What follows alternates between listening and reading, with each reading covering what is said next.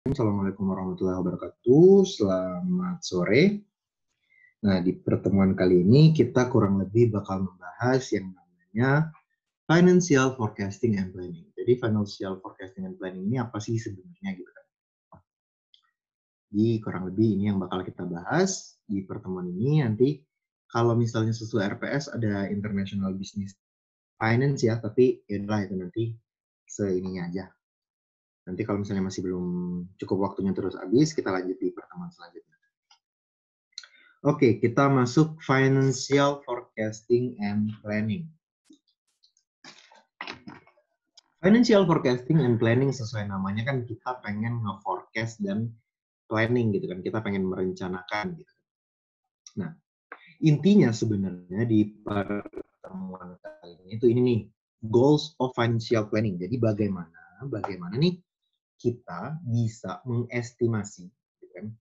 Gimana sih bagaimana sih caranya kita bisa mengestimasi kebutuhan dana di masa depan, bahkan sebelum dana itu dibutuhkan. Artinya gini, kita kan kita pengen uh, kita pengen uh, merencanakan di masa depan tuh kira-kira kita butuh dana berapa ya gitu kan ya di masa depan. Kira-kira kita tuh bakal ngelakuin apa aja sih di masa depan, kurang lebihnya seperti itu. Nah, itu maksud dari estimasi kebutuhan di masa depan ini. Artinya nanti kira-kira nih nanti di masa depan kita bakal ngapain aja ya, kurang lebihnya seperti itu sih. Tapi di sini ngomongnya dari sisi keuangannya. Jadi nanti di masa depan itu kira-kira kondisi keuangan kita, gitu kan, keuangan perusahaan itu akan seperti apa? Nah, di sini kita pengen tahu kurang lebihnya sih sebenarnya seperti itu. Nah, itu terkait financial planning and forecasting. Nah, merencanakan gitu kan, kira-kira di masa depan bakal kayak gimana, kira-kira nanti bakal kayak apa ya gitu kan. Nah, financial planning itu sendiri itu sebenarnya kurang lebih dibagi menjadi 3. Nah, di sini financial planning itu dibagi menjadi 3. Ada strategic planning, ada long term financial planning, ada short term financial planning. Jadi strategic planning, long term sama short term gitu kan. Nah, strategic planning ini sendiri itu ngomongin perencanaan dasarnya dalam artian gini. Kita mau ngapain aja, terus apa sih yang bakal strategi yang bakal kita lakukan untuk mencapai income gitu kan. Nah, ini kurang lebih dari sisi kualitatifnya dalam artian kita bakal gini-gini aja loh gitu. Kita bakal A, B, C, D. Ini yang bakal kita lakuin buat perusahaan kita. Nah, itu kurang lebih strategic planning. Jadi lebih ke lebih ke visi misi, terus industri yang bakal kita masukin tuh apa aja, kita ekspansi kemana saja. Nah, ini yang disebut strategic planning. Apa yang akan kita lakukan? Apa aja sih yang akan kita lakukan untuk memperoleh income gitu kan, secara kualitatif sih. Gitu kan. Jadi apa saja yang akan kita lakukan dalam memperoleh income? Memperoleh income atau istilahnya kondisi keuangan kita tuh di masa depan kira-kira digambarkan dengan kita mau ngapain aja sebenarnya. Nah, barulah strategic planning ini pecah-pecah menjadi long term financial planning dan short term financial planning. Long term financial planning secara gampangnya sih sebenarnya perencanaan keuangan yang lebih dari setahun gitu. Artinya, buat tahun depan. Nah, itu long term financial planning. Sementara ada namanya short term financial planning. Itu perencanaan keuangan dalam jangka 1 tahun. Artinya, tahun ini itu kita mau ngapain aja sih? Nah, bedanya sebenarnya di situ. Kalau misalnya long term, itu tahun ke depannya itu mau ngapain aja gitu kan. Intinya kan sebenarnya seperti itu. Nah, tapi sementara yang short term ini itu lebih ke tahun ini itu bakal ngapain aja gitu. Nah, ngebaginya kurang lebih seperti itu. Gampangnya. Jadi long term itu oh lebih dari setahun, short term itu dalam 1 tahun ini sendiri gitu, ngapain aja. Nah, nanti di pertemuan ini yang kurang lebih bakal kita bahas banyak itu adalah ini, long term financial planning. Sementara yang short term ini nggak terlalu kita bahas karena sebenarnya udah udah dibahas sebenarnya kalau pas kita ngomongin cost accounting kan ya, udah sedikit, tapi nanti nggak apa-apa kita ulang lagi aja, tapi lebih banyak di long term financial planning sendiri. Jadi perencanaan keuangan tahun depan atau tahun-tahun ke depan gitu, it's okay gitu kan, sama aja. Nah, kita masuk yang pertama, long term financial. Nah, di saat kita ngomongin long term financial planning, itu dibagi menjadi 3 step sebenarnya. Jadi bagaimana kita merencanakan keuangan perusahaan itu di masa depan, itu dibagi menjadi 3 step utama. Di mana satu, kita membuat yang namanya sales forecast. Yang kedua, kita membuat laporan keuangan pro forma. Nanti pro forma itu apa bakal kita bahas. Yang ketiga, kita estimasi kebutuhan dana perusahaan. Jadi, bagaimana kita menghitung kondisi masa depan atau melakukan perencanaan masa depan, itu kurang lebihnya seperti di 3 step dasar ini. Oke, aku langsung lanjut aja ya. Nah, kita masuk di long term financial planning. Kita masuk ke step pertama. Step pertama di sini itu adalah membuat sales forecast. Nah, gimana sales forecast itu apa? Forecast itu meramal ya. Jadi kita meramal kira-kira kemungkinan nih sales yang akan kita peroleh di masa depan itu berapa sih? Nanti aku bakal dapat sales berapa ya gitu kan ya. Nah, kurang lebihnya sebenarnya seperti itu. Jadi kita akan tahu, oh, aku merencanakan aku bakal dapat aku bakal dapat duit segini nih di masa depan. Aku bakal dapat sales segini nih di masa depan. Nah, ini. Nah, di saat kita pengen aku pengen dapat sales seginian di masa depan. Nah, pertimbangannya apa? Kita nentuin berapa besar salesnya itu. Nah, ini nih. Jadi pertimbangan kita di saat kita menentukan sales forecast itu ada 2, past trend in sales dan pengaruh dari kejadian yang mungkin mempengaruhi sales itu sendiri. Jadi ingat tadi pertimbangan tadi, pertimbangan dalam menghitung sales forecast ini tadi. Nah, jadi kita ngomongin sales forecast, kita pengen tahu ya, sales masa depan atau kemungkinan sales di masa depan itu kayak gimana sih gitu kan. Nah, yang pertama, past trend in sales. Nah, past trend in sales ini itu kita kurang lebih menentukan, oh, kemarin itu salesnya berapa ya gitu kan. Kemarin tuh kita dapat berapa ya gitu. Berarti kita melihat kemarin tahun-tahun sebelumnya itu berapa besar salesnya gitu kan. Dalam hal ini pertumbuhan salesnya itu seberapa besar. Ini kurang lebihnya kayak gini. Jadi kemarin-kemarin itu dapat berapa sih sebenarnya?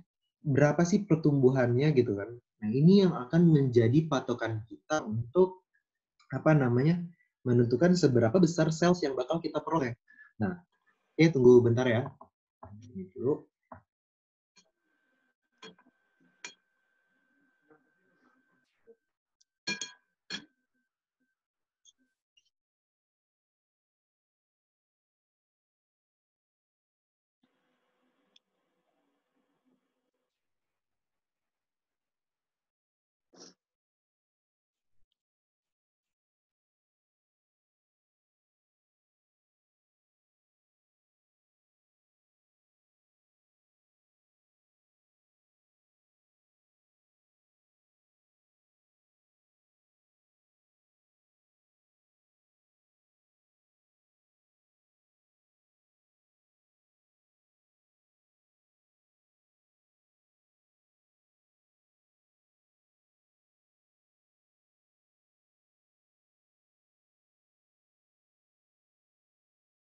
Oke, kita lanjut. Tadi sampai di tahun-tahun sebelumnya berapa sih sales yang pernah kita peroleh gitu kan. Kita lihat nih di sini.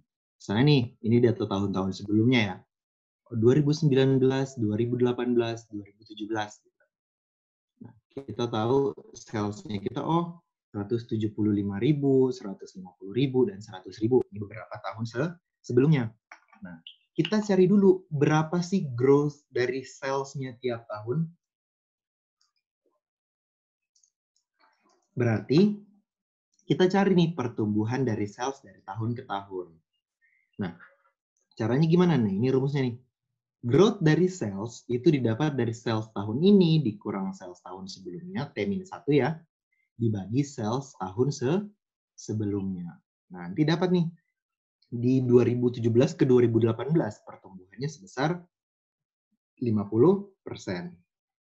Sementara 2018 ke 2019 itu cuma 16,67%. Nah, dari pertumbuhan 2 tahun ini kan kalau misalnya kita punya data 3 tahun kan ya, kita kan cuma bisa cari 2 tahun, benar kan ya?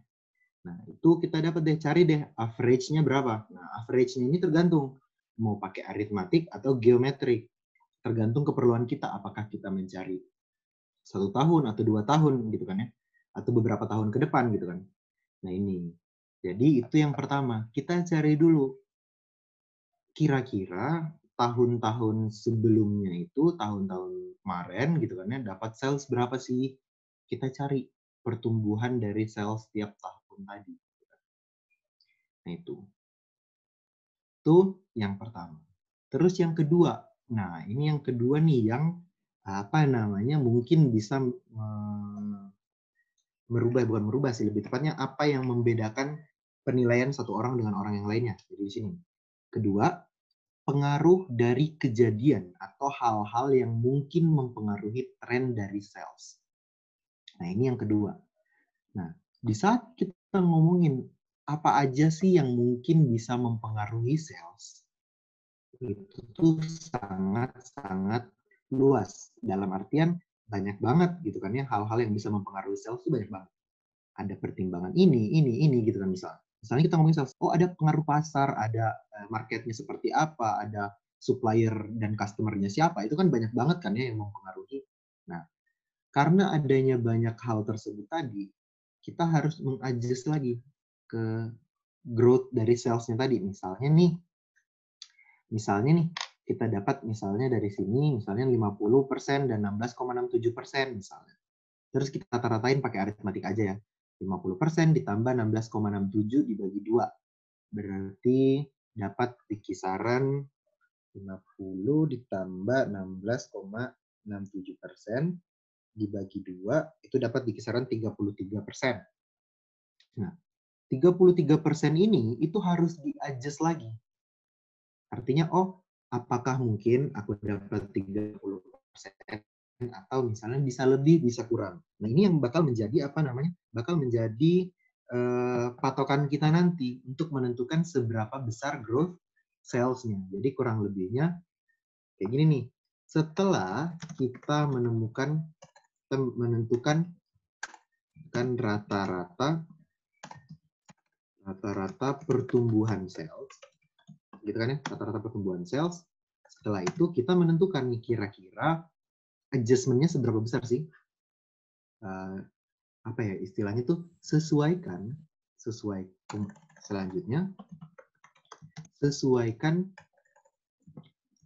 dengan kondisi kondisi perusahaan saat inilah, perusahaan saat ini, kondisi perusahaan dan lingkungan saat ini lah, lingkungan saat ini. Nah, itulah tadi yang akan menjadi growth dari si sales ini tadi. Jadi setelah kita tentukan nih, pas trennya berapa, dapat sekian, dapat 33% misalnya di rata-ratanya gitu kan. Kita sesuaikan nih pertumbuhannya dengan keadaan sekarang. Misalnya kayak keadaan sekarang lagi corona gitu kan misalnya. Nah, ini nanti bakal menjadi salah satu penyesuaian. Misalnya nih, kemarin-kemarin pertumbuhan sales kita 20%, 30% kan dalam keadaan normal. Wah, kita dapat rata-ratanya misalnya 20% nih. Nah, tapi tahun ini itu ada pandemi misalnya.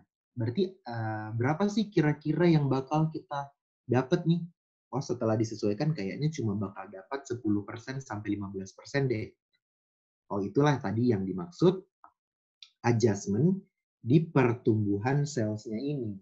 Jadi itu tadi adjustment dari sales forecast-nya. Nanti kita dapat nih, setelah kita tahu growth-nya, kita cek deh sales tahun depan berapa. Misalnya kita dapat growth-nya nih 33% ya tadi ya. Terus di-adjust dengan kondisi saat ini, kemungkinan hanya memperoleh misalnya growth misalnya 20% misalnya dengan keadaan saat ini. Ini permisalan aja ya, permisalan aja. Berarti setelah kita masukkan 20% ini ke sini nih, kita masukkan 20% ini ke sini, kita bisa hitung deh sales 2020.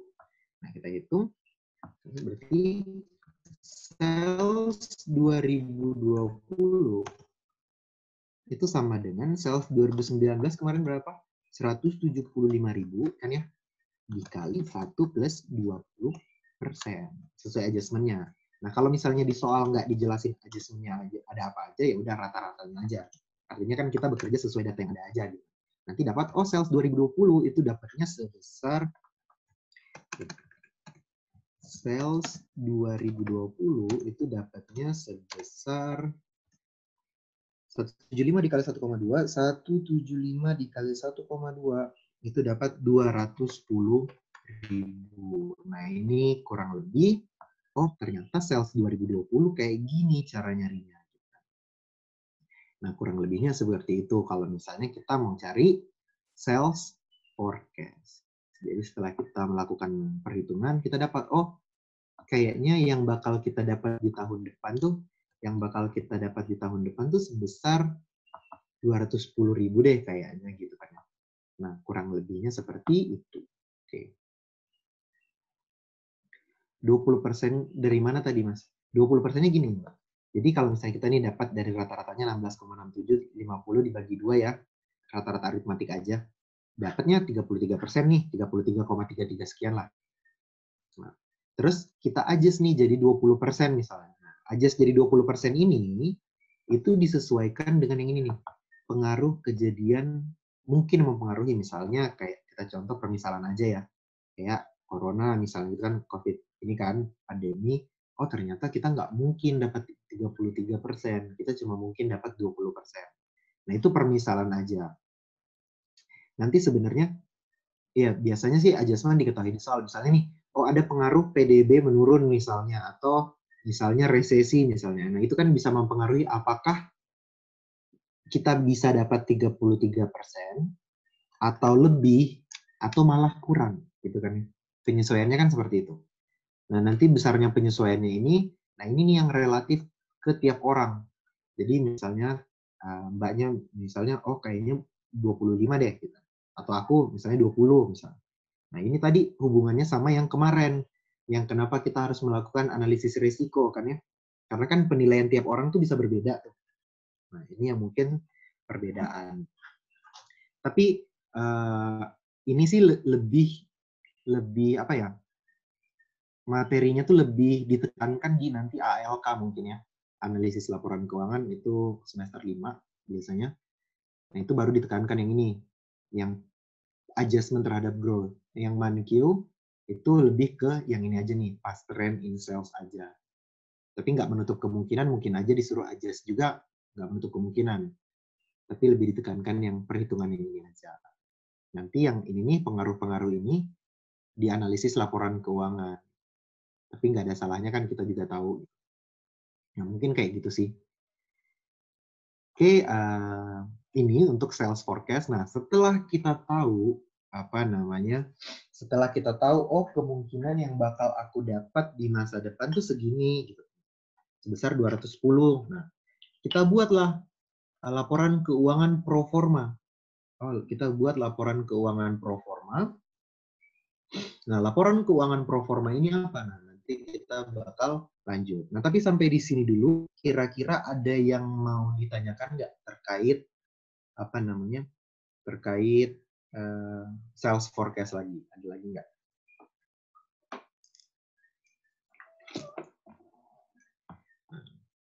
Kalau misalnya belum ada, aku langsung lanjut aja ya. Nah, aku lanjut.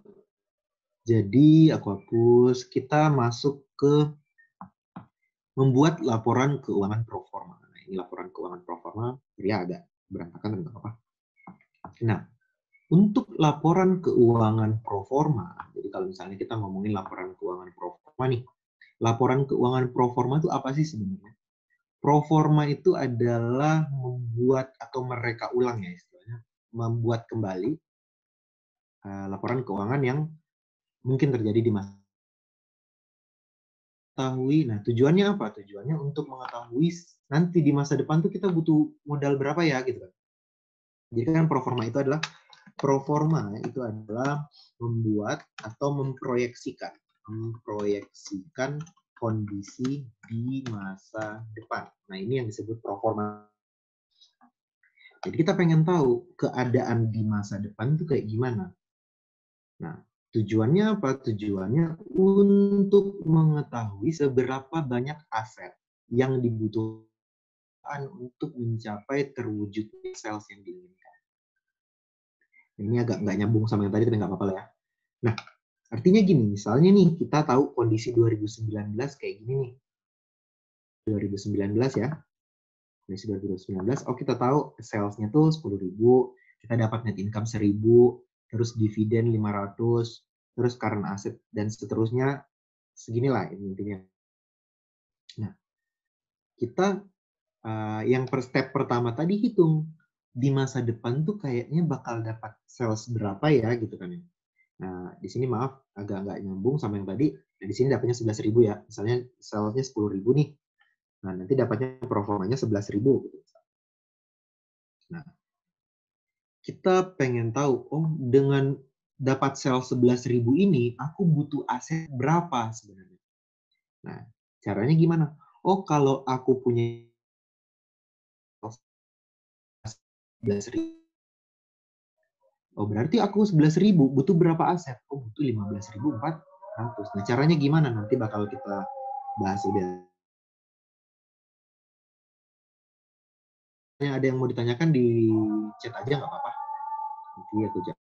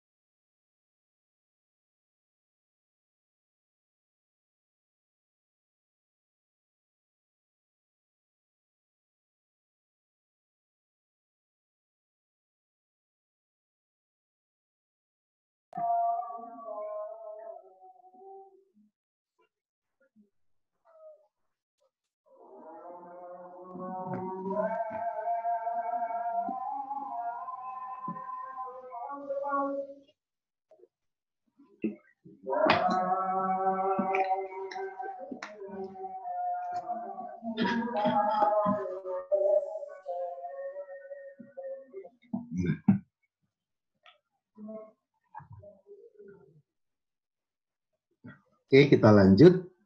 Jadi tadi seperti yang aku bilang, kita kan tahu nih, kita dapat sell 10.000 itu dengan, oh aset kondisinya kayak gini nih sekarang nih. Gitu kan ya? Oh 10.000 itu didapat dari aset sekian. Sekarang kalau kita pengen dapat 11.000 nih di sini, kita butuh aset berapa sih? Nah, untuk mengetahui berapa aset yang kita butuhkan gitu kan istilahnya untuk mencapai tingkat sales 11.000 itu bagaimana sih? Nah, di sini kita membuat yang namanya ini nih, common size. Nah, common size ini apa?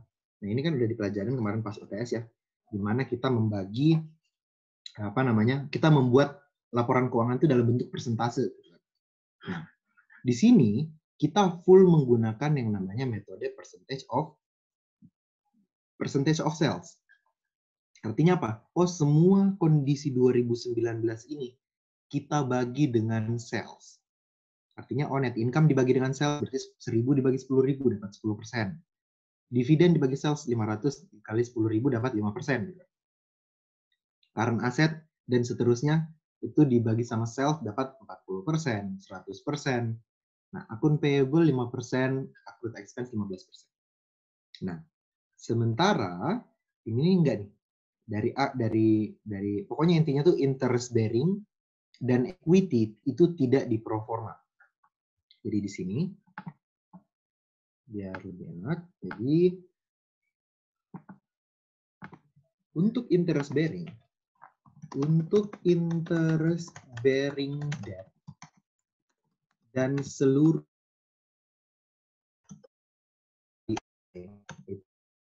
di proforma. Jadi mereka tidak diproforma karena apa? Karena mereka kan nanti yang bakal jadi sumber modal kita dalam artian mereka tuh nggak bisa ditambah seenaknya gitu loh. Nah itu untuk apa namanya interest bearing debt dan seluruh equity kecuali RE. Nah RE ini gimana? RE ini pakai computation. Jadi ingat ya, interest bearing debt itu semuanya nggak diproforma. Karena tadi kemarin kan kita belajar yang namanya capital structure policy kan. Jadi kalau kita mau nambah utang atau nambah saham, itu kan harus dipertimbangkan dulu. Makanya di sini itu nggak diproforma. Karena nanti kita mau memperhitungkan itu. Gitu. Nah, pokoknya udah dapat, tidak diproforma.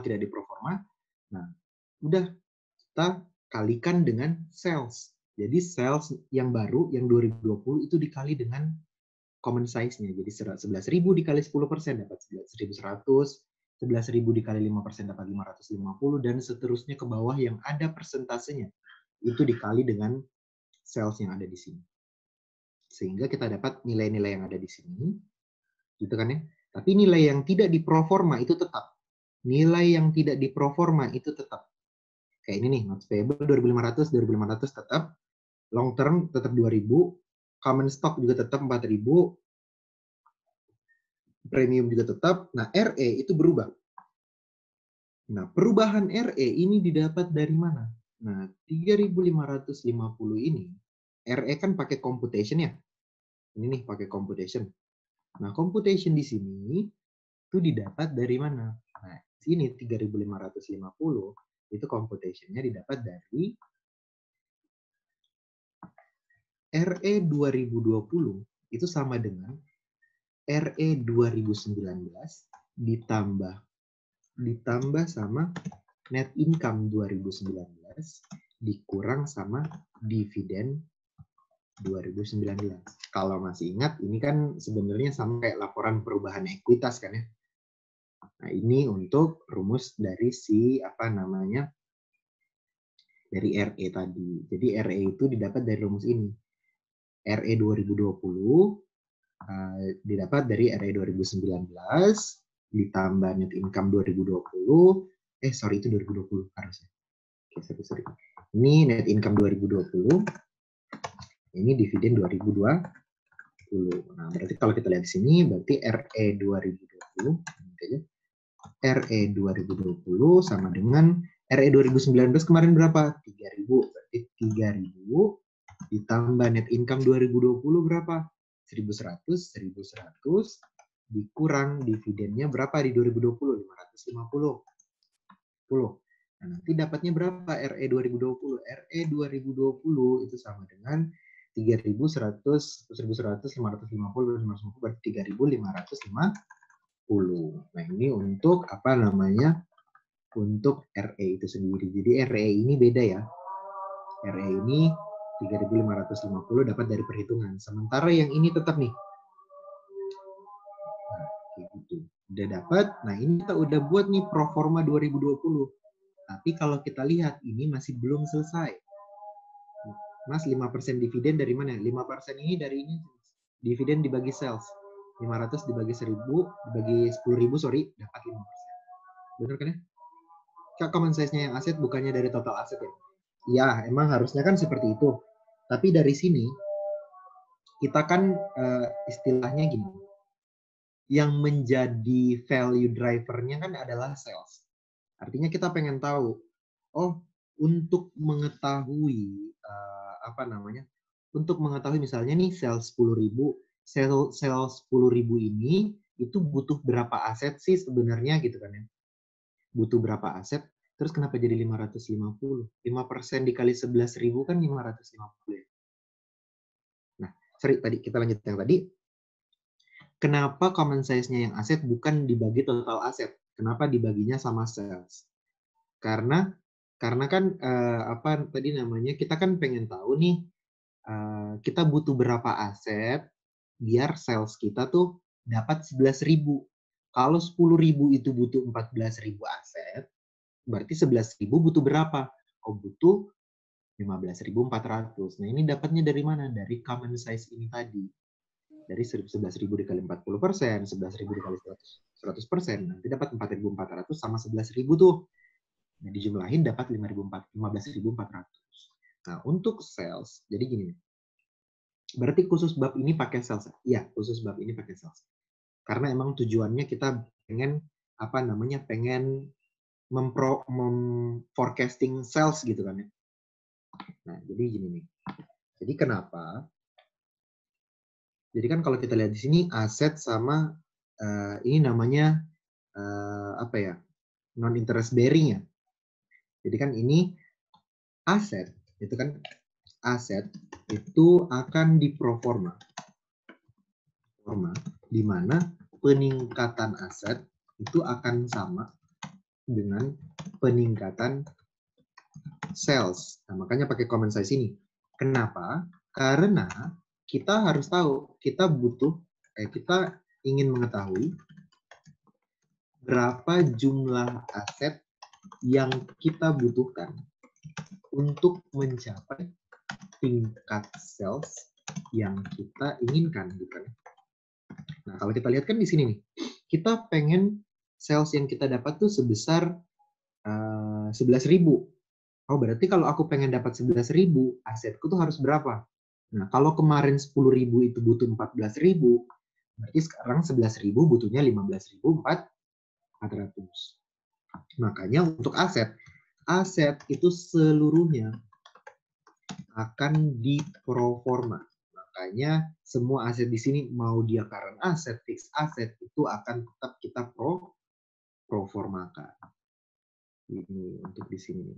Jadi total aset seluruhnya akan diproforma. Karena tadi kita butuh tahu berapa sih aset yang kita butuhkan buat meng-create sales 11.000. Nah, itu di sini. Nanti dapat nih, kalau misalnya kita perhatikan, kan kalau kita buat laporan keuangan kan harus balance ya aset sama liability equity. Nah, di sini enggak nih. Sini asetnya 15.000, tapi di sininya cuma 14.750. Nah, ini perbedaannya nanti bakal kita bahas. Artinya gini, oh aku butuh aset 15.400. Tapi saat ini, istilahnya saat ini modalku tuh cuma 14.750. Kan ya? Aku butuh 15.400, tapi modalku sekarang cuma 14.750. Nah, makanya setelah ini kita masuk ke step 3, di mana step 3 tadi kita menghitung kebutuhan dana kita. Jadi berapa sih dana yang kita butuhkan gitu kan ya. Nah, tapi sampai di sini dulu, dalam membuat laporan keuangan pro forma ada lagi yang mau ditanyakan. Jadi pokoknya dapat persentase ini, itu semua dari dibagi dengan sales. Baru sales yang baru dikali sama common size itu akan membuat laporan keuangan yang baru. Istilahnya kan seperti itu. Nah, buat catatan aja, ini adalah hal-hal yang tidak diproforma. Ini buat catatan. Tidak diproforma. Itu sebenarnya ada interest bearing liability, atau interest bearing debt sama aja, equity seluruhnya, kecuali RE. Nah, di mana RE itu kan seperti yang tadi aku bilang, RE itu kan punya perhitungannya sendiri kan ya. Interest bearing. Nah, sementara yang proformanya itu RE itu di proforma menggunakan perhitungan sendiri. Di mana perhitungan sendirinya itu RE proforma itu sama dengan R tambah proforma dikurang dividen proforma. Nah, ini untuk RE itu sendiri. Jadi RE menggunakan perhitungan sendiri. RE tahun sebelumnya proforma dikurang dividen proforma. Kurang lebihnya seperti ini. Ini buat catatan aja. Oke, itu untuk proforma. Ada lagi nggak yang mau ditanyakan terkait proforma laporan keuangan? Ini, ingat interest bearing liability sama equity itu nggak di proforma. RE itu proformanya sendiri pakai perhitungan kayak gini ya. Nah, itu kurang lebihnya seperti ini. Jadi kita buat dari laporan keuangan tahun lalu, kita buat laporan keuangan tahun depan. Kalau misalnya kita mau forecast beberapa tahun, ya buatnya 2020, 2021, 2022 itu satu persatu kayak gini. Jadi harus dibuat satu persatu. Jadi biar dapat 2021 kayak gini, 2022 kayak gini, dan seterusnya seperti itu.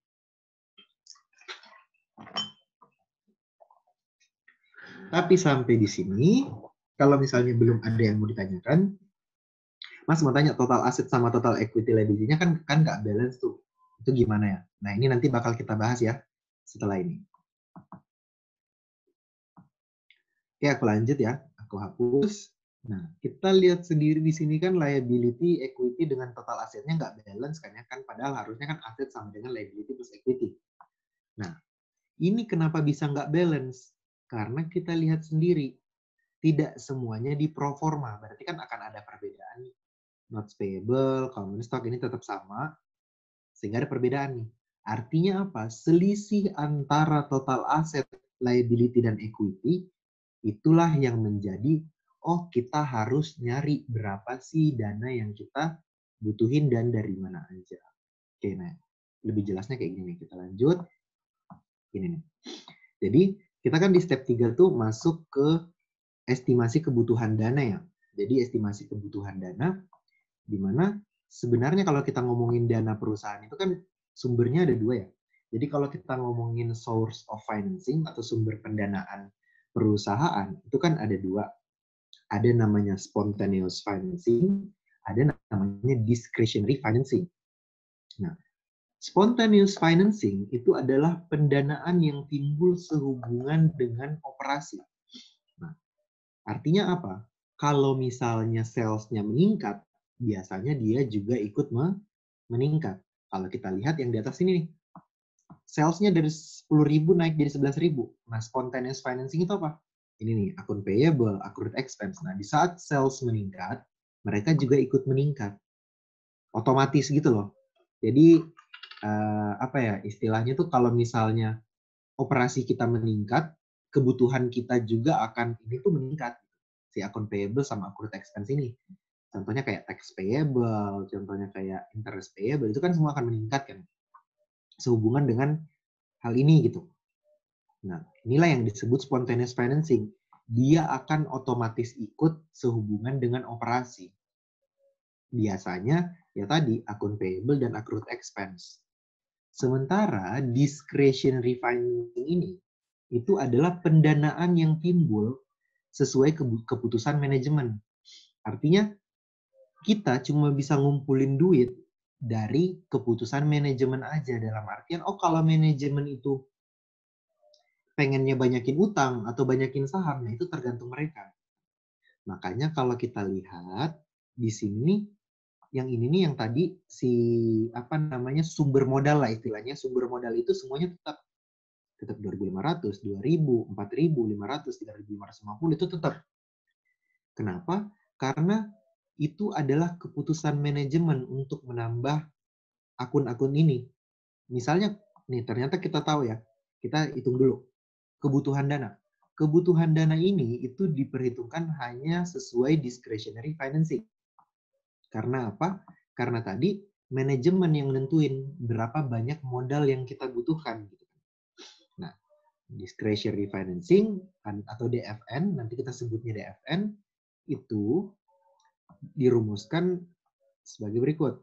Pro forma aset dikurang pro forma spontaneous dikurang existing discretionary financing. Atau kita nyebutnya total financial needs dikurang projected source of financing.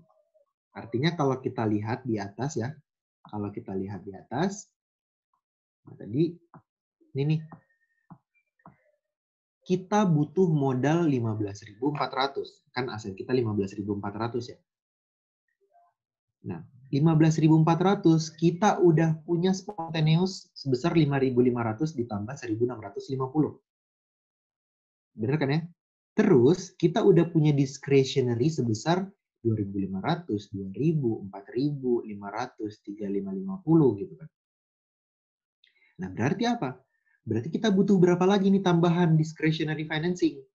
Berarti 15.400 dikurang semua liability dan equity, itulah kebutuhan dana kita. Berarti kalau kita hitung nih, berdasarkan poin tadi di atas, discretionary financing needs kita itu sebesar 15.400 dikurang 14.750.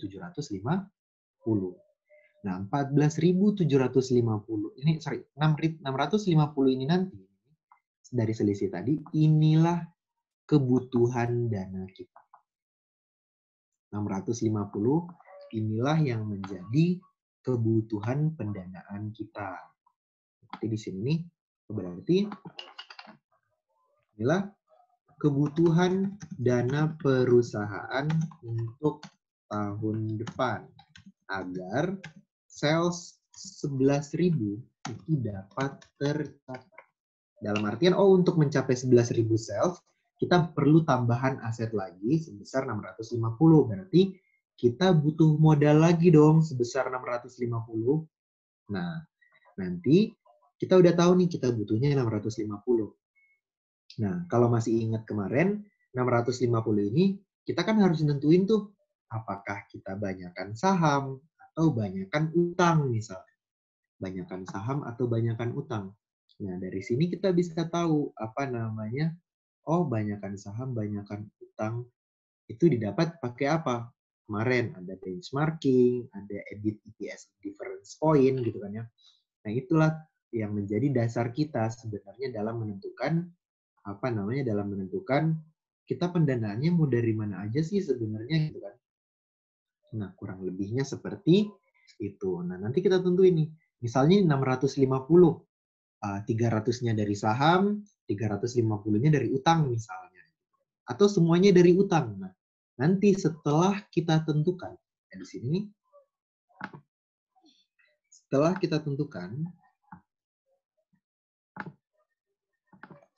setelah manajemen menentukan apakah 650 ini dibiayai dari utang atau saham,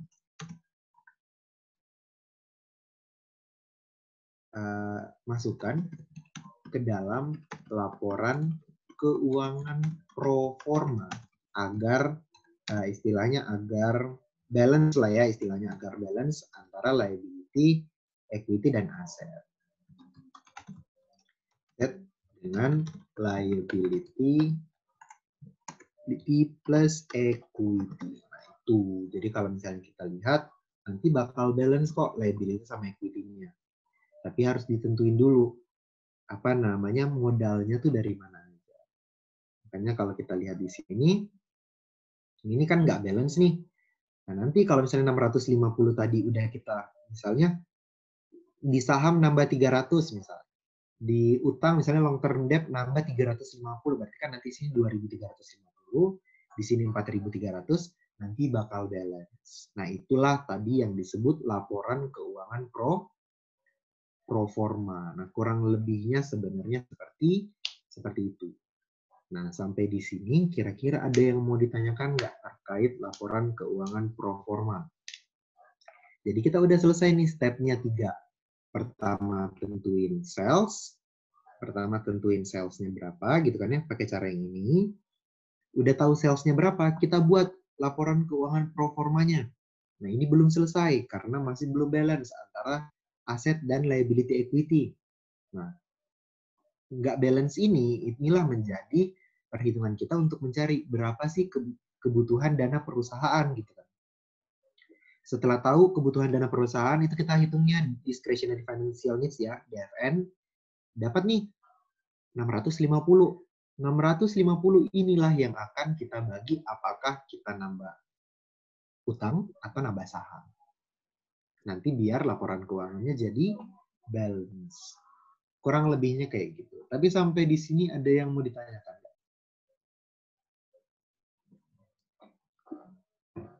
Nah, itulah tadi apa namanya long term financial planning. Jadi kalau kita ngomongin apa namanya long term financial planning ya seperti itu. Kita merencanakan tahun depan kita bakal dapat berapa ya gitu kan. Nah, kurang lebihnya seperti itu.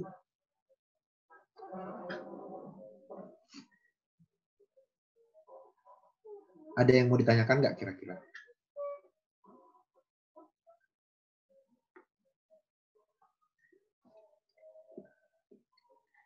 Nah, gini. Spontaneous itu contohnya kira-kira nih kalau sales meningkat, dia bakal ikut meningkat atau enggak? Ya. Kalau kita ngomongin misalnya spontaneous ini kayak akun payable.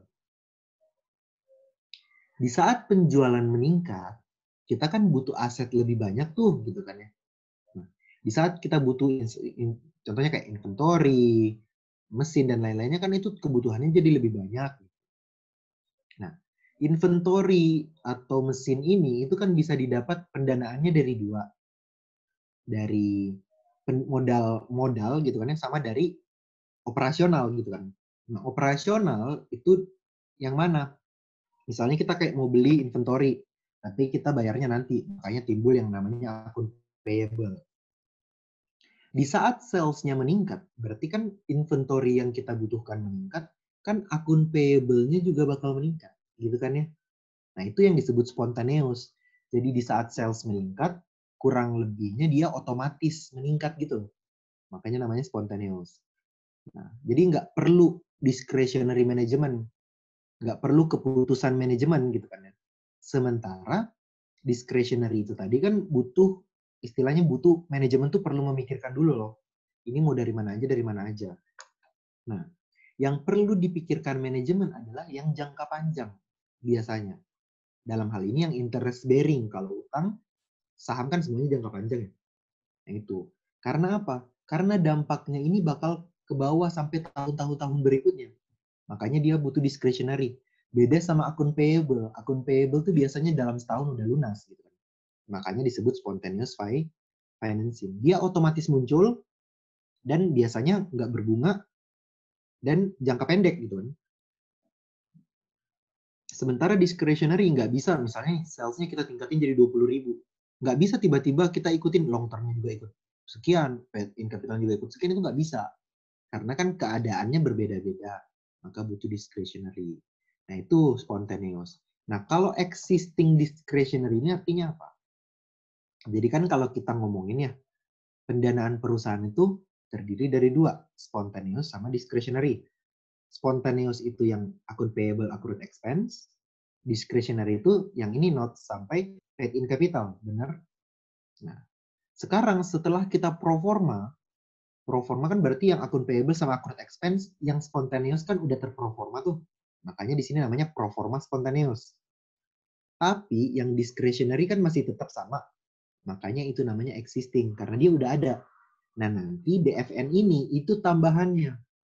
Sehingga kalau misalnya ini 650 ini udah dimasukin ke dalam laporan keuangan, kalau kita totalin itu udah namanya pro forma discretionary.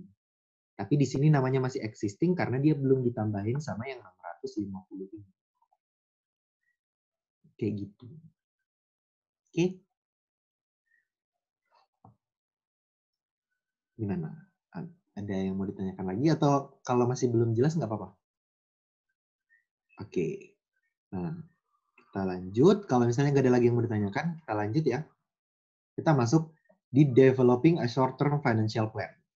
Nah, kalau misalnya tadi kita ngomongin yang jangka panjang, sekarang kita masuk yang jangka pendek.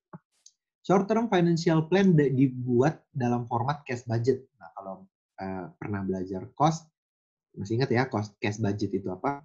Nah, yang hanya berisikan data pengeluaran, pemasukan kas, yang setelah itu kita tentukan berapa sih defisit surplus kas yang kita perlukan untuk menghitung berapa sih pendanaan jangka pendek. Dalam artian gini, ini biasanya dihitung dalam bulanan ya.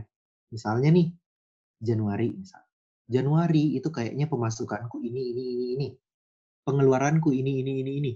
Ternyata setelah ditotal, pengeluaran 1.200.000. Dalam artian apa? Oh, 1 juta pemasukan, pengeluaran 1.200.000, defisit dong 200 juta, 200 ribu gitu kan ya.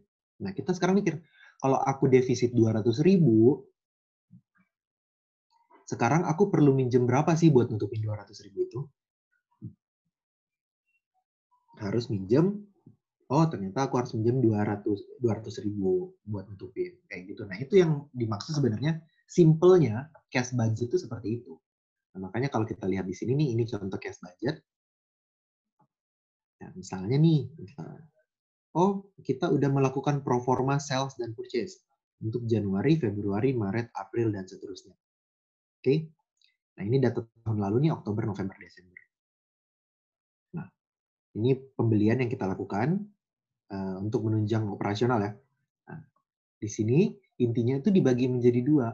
Ada cash receipt sama ada cash disbursed. Jadi uang masuk dan uang keluar. Jadi ini uang masuk, cash receipt. Nah, ini uang yang keluar, cash disbursement. Nah, kalau kita lihat, nah cash receipt ini itu sebenarnya isinya bebas ya. Cash receipt, cash disbursement itu isinya bebas. Jadi Mas Mbak ini mau masukin apa tergantung soalnya gitu kan. Tergantung soalnya mau gimana. Nah, ini apa ya, isinya tergantung soalnya. Nah, kalau di sini contohnya contoh sederhana aja. Misalnya nih kita ada penjualan, ada pembelian gitu kan, istilahnya seperti itu. Misalnya nih untuk penerimaan kas, kita tuh bakal dapat, misalnya kita menjual di bulan ini, Januari. Nanti uangnya kita dapat, misalnya kita dapat sales 100.000 ya. Nanti uangnya tuh didapat 50% di bulan pertama, 30% di bulan kedua, 20% di bulan ketiga setelah penjualan. Makanya kalau kita lihat 100.000 ini, 50% itu 50.000 di bulan pertama setelah penjualan, 30%-nya 30.000 di bulan kedua setelah penjualan, dan seterusnya kayak gitu sampai bulan ketiga. Nah, ini pun seperti itu, dari Oktober, November, Desember, dan seterusnya. Ini bakal menjadi cash planning kita. Jadi, kita merencanakan, oh kas masuknya tuh yang mungkin kita peroleh segini loh setiap bulannya, Januari sekian, Februari sekian, Maret dan April dan seterusnya sekian. Nanti dapat dari mana? Dari data-data di atas penjualan. Terus cash disbursement. Oh, kira-kira kita bakal ngeluarin duit buat apa aja sih gitu kan. Nah, yang pertama, payment of purchase after 1 month. Jadi kita bakal membayar pembelian kita nih, purchase ini, itu 1 bulan setelah pembelian. Berarti kan bisa kayak kita Desember, kita bayarnya Januari. Beli Januari 50.000, bayarnya Februari. Di sini nih, pengeluaran kita 40.000, ini dari mana? Dari kemarin kita belum bayar 40.000-nya. 50.000 dari Januari yang belum kebayar. 60.000 Maret, dari Februari 60.000, dan seterusnya seperti itu. Terus kira-kira ada expense, ada salaries, kita bayar duit kan ya. Ini kita expense-nya tetap 40.000, salaries-nya tetap 20.000 misalnya. Ternyata setelah kita hitung, kas masuknya totalnya Januari 90.500, Februari sekian, Maret sekian, April sekian gitu. Kita hitung pengeluaran kita, sekian, 100.000, 110, 120, 135. Nah, setelah kita hitung pemasukan pengeluaran, kita dapat deh net change in cash. Artinya perubahan cash kita berapa? Nah, ini didapat dari cash receipt dikurang cash disbursement. 90.500 dikurang 100.000 itu dapat 9.500. Nah, beginning cash balance 9.500 ini itu kemudian kita sesuaikan. Kita punya beginning cash balance. Beginning cash balance ini dari mana? Beginning cash balance ini itu berasal dari saldo dari saldo cash ending bulan sebelumnya. Nah, dalam hal ini kan bulan sebelumnya belum ada ya, kita nggak tahu datanya, jadi udah kita asumsiin aja 5.000. Nah, ini untuk beginning cash balance. Terus ada interest payment. Interest payment ini didapat dari apa? Interest payment ini dari tingkat bunga dikali dengan akumulasi utang bulan lalu. Jadi kan bunga bulan ini kan dari akumulasi bulan lalu kan ya, utang bulan lalu. Nah, ini. Terus baru kita dapat ending cash before short term borrowing. Artinya kita lihat di sini nih. Net change in cash-nya 9.500 negatif. Berarti kita harus minjem 9.500 kan nanti. Kita lihat dulu. Kita punya kas nih kemarin 5.000. Berarti sisanya berapa? 4.500 negatif. Berarti kita harus minjem 4.500 dong. Tapi di sini kadang perusahaan tuh kita harus tetap megang kas pokoknya. Jadi kayak kayak contingent cash gitu kan. Perusahaan mencanangkan kalau misalnya uang kita kurang, bagaimana caranya biar kita pada akhir bulan tuh selalu pegang 10.000. Ya buat jaga-jaga kan ya istilahnya. Nah, makanya kita dapat sini 10.000, berarti kita harus minjem berapa biar duit kita masih ada sisa 10.000. Kita harus minjem 14.500.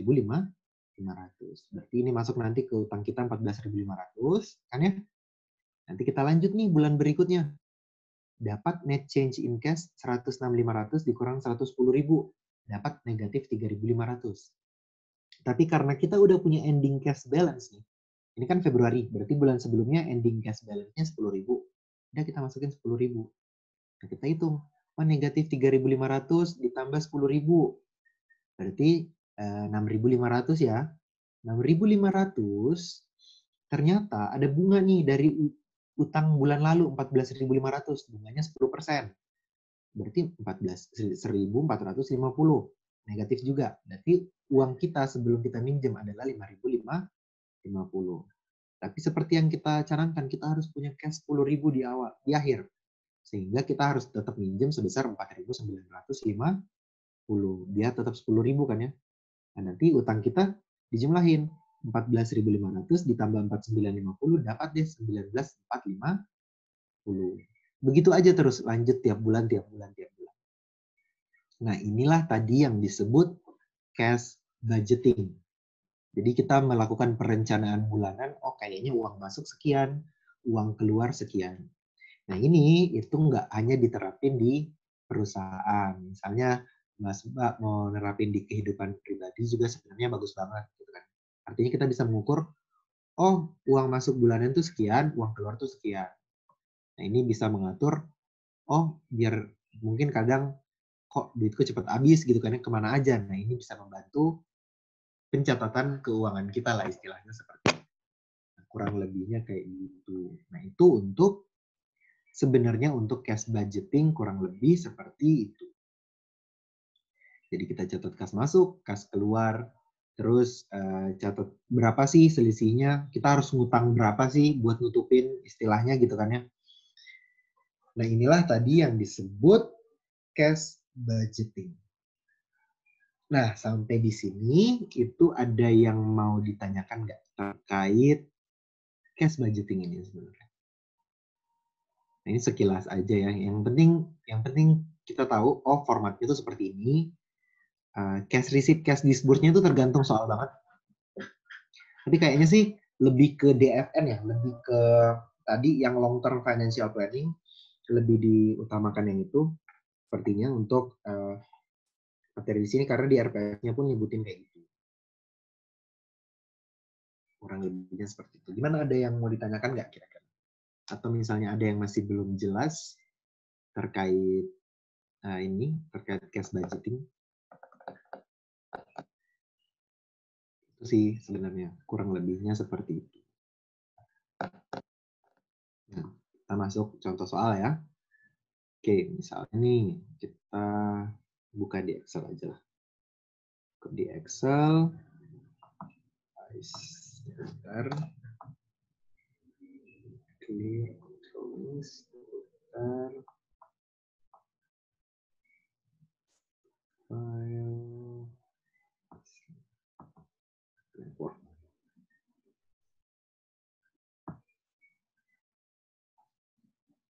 Misalnya kita masuk nih di Excel ya. Misalnya kita masuk yang long term financial planning aja.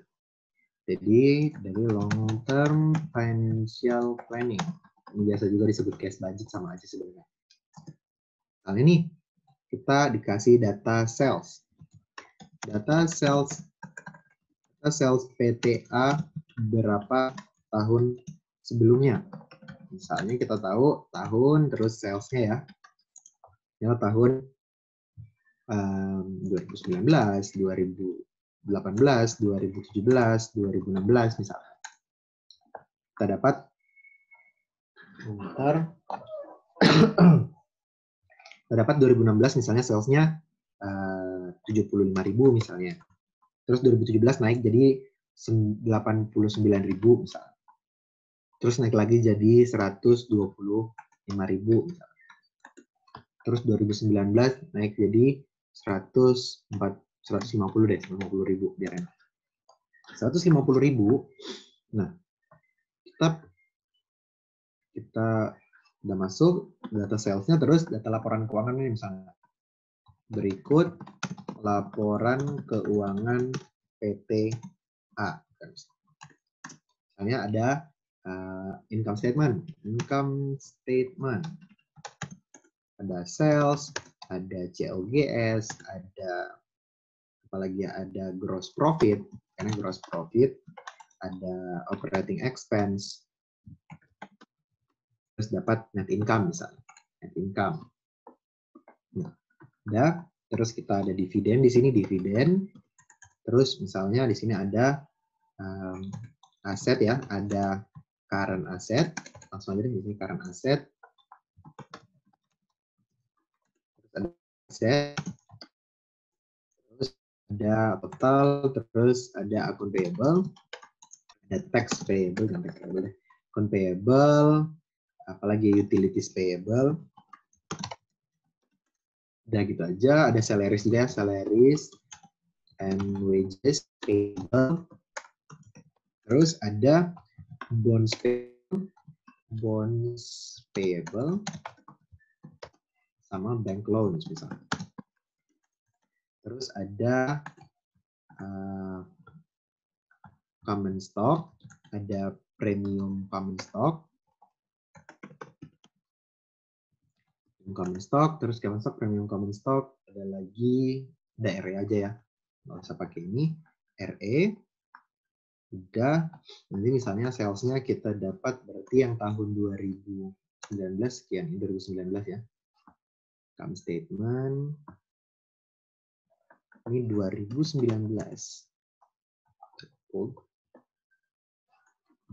Ini juga full. Ini income, ini naratif balance sheet. Sip. 150 misalnya COGS-nya berapa ya? Misalnya COGS-nya 150 berarti misalnya 50.000. Terus gross profit-nya dapat 100.000. Terus gross profit ini kurang ini 100.000, operating expense misalnya 25.000, dapat net income sebesar ini kurang ini dapat 75.000. Nanti dividennya misalnya kita sepakat dividennya tuh misalnya 10% dari net income misalnya ya. Dan income berarti ini dikali 10%. 7.500, nanti current asetnya misalnya 100.000, fixed asetnya 900.000, nanti ini total 1 juta, sum 1 juta, terus akun payable-nya misalnya 50.000, utilities payable-nya 45.000, terus salaries and wages-nya misalnya 65.000, terus bank loans-nya misalnya 250.000, terus bonus payable-nya misalnya 200.000, terus common stock-nya misalnya 400.000, enggak 400.000, misalnya 300.000, premiumnya 250.000, terus RE-nya sisanya berarti dulu artinya di sini 1 juta, total 1 juta, sama berarti ini harus sama dengan ini dikurang sum dari ini semua besar 40.000. Nggak apa-apa lah. Ini nanti. Nah, step yang pertama tadi kita harus buat proforma sales-nya ya. Berarti kita cari dulu growth-nya. Nah, growth dari sales itu bisa didapat dari, ini kan nggak mungkin ada ya, karena di sebelumnya nggak ada. Mungkin nggak ada. Nah, ini itu didapat dari sales tahun ini dikurang sales tahun sebelumnya dibagi sales tahun sebelumnya. Nah, itu begitu aja terus ke atas. Nanti dapat dalam persen. Nah, ini 20, 140, 40,45 dan seterusnya seperti itu. Oke, nah dapat growth-nya baru kita cari average growth. Nah, dari rata-rata dari ini aja nih, karena kita cuma mau 1 tahun pakai aritmatik aja, pakai average dari ini nanti dapat 26,37. Nah, dari sini kita bisa dapat sales 2020 itu sama dengan sales 2019 dikali 1 plus growth sales-nya. Berarti dapat sales 2020 sama dengan sales 2019 dikali dalam kurung 1 plus ini. Dapat 189.558,05. Berarti di sini kita buat common size-nya dulu ya. Common size sesuai percentage of sales. Size baru kita buat yang 2020 pro forma. 2020 pro forma. Nah, pro forma baru kita buat dulu common size-nya. Berarti mulai dari sini ini dibagi dengan sales dan seterusnya kayak gitu ke bawah sampai di sebelum interest bearing kan ya, ingat sampai sebelum interest bearing dihapus saja, juga dihapus saja, juga dihapus saja. Nah, nanti dapat berapa nih? Nanti dapat 9%, dapat 600, 666,67 dan seterusnya seperti itu ke bawah ya. Nah, yang ini tidak pro forma. Ingat, tidak pro forma sama fotokopi, tidak pro forma, tidak pro forma, tidak pro forma. Nah, ini pakai computation. Ingat, itu salah. Nanti kita buat deh. Nah, 2020 sales-nya tadi 189.558 kan ya. Udah, buat ini jadi yang ini dikali sama ini. Apanya namanya? Persentasenya. Udah gitu aja terus ke bawah. Yang ini kan nggak ada. Dapat ya. Ini harusnya sama nih 126,72. Oke, sama 35. kurang lebihnya sama. Nah, udah. Sekian sampai sini udah. Nah, ini udah untuk proformanya. Jadi udah untuk proformanya. Nah, sekarang kita hitung deh, ini benar nggak? 5% dari 10% dari ini benar. Oke, benar. Nah, udah. Nah, yang ini itu akan tetap sama. Ini tetap sama. Dan seterusnya ke bawah. Nah, kecuali RE. Nah, RE ini kemarin tadi perhitungan kayak gimana? Nah, untuk RE 2020 kan ya sama dengan RE 2019 ditambah net income 2020 dikurang dividen 2020. Oke, jadi di sini dapat RE 2019 ditambah net income-nya sebesar 94 dikurang dividennya sebesar 9.477 dapat 125,301. Oke, nanti kita totalin liability plus equity, liability plus equity. Nanti berarti sum dari semua yang ada di atas sini. Dapat 1.127.496,38. Nah, disinilah nanti kita bakal hitung total financial needs. Financial needs. Jadi total financial needs ini sama dengan total aset ya. Total aset 1,263. Terus projected source of finance. Projected source of finance atau financing. Nah, ini adalah total liability plus equity. Nah, baru di sini muncul discretionary financial needs. Nah, kita lihat di sini, ini dikurang sama projected source of finance. Oh, berarti ini nih, kita butuh tambahan dana sebesar 136.223,97. Nah, kurang lebih sebenarnya kayak gini kalau kita ngerjain long term financial planning. Nah, sampai di sini ada yang mau ditanyakan nggak? Artinya ini, oh kita butuh duit segini nih buat mencapai sales sebesar 189.558,05 ini. Kita butuh tambahan modal sebesar sekian. Nah, sekarang pertanyaannya gini nih, bisa nggak kira-kira DFN-nya negatif? Bisa nggak kira-kira DFN-nya negatif?